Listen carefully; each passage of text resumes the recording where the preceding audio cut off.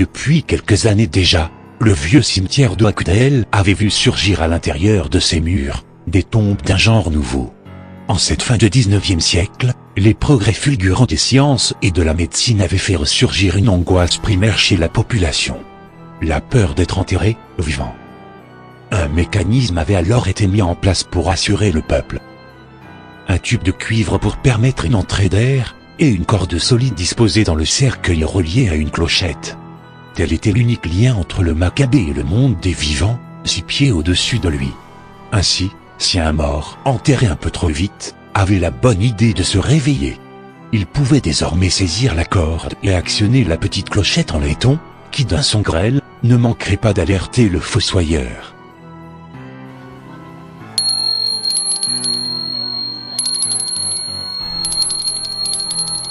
Ce jour-là, en entendant la cloche, Harold, le fossoyeur de Hackdale, alla voir si c'étaient des enfants qui se prétendaient être des esprits. Mais en cette fin d'après-midi, il était bien seul entre les pierres tombales. Harold continua en direction de son nasillard. C'était peut-être le vent, cela arrivait parfois. Mais ce n'était ni une farce d'un gamin du village, ni le souffle du vent dans les allées. Une voix lointaine s'échappa du conduit de cuivre près de la sépulture. Elle suppliait d'être déterrée.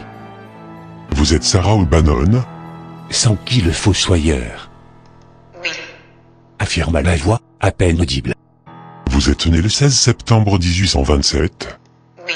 « La pierre indique que vous êtes morte le 17 février. » « Non, je suis en vie. C'était une erreur. Déterrez-moi. Libérez-moi. » « Je suis vraiment navré. » dit Harold, tandis qu'il réduisait au silence la cloche métallique, en l'écrasant lentement sous son pied. Il prit une motte de terre afin de boucher l'entrée du tuyau de cuivre.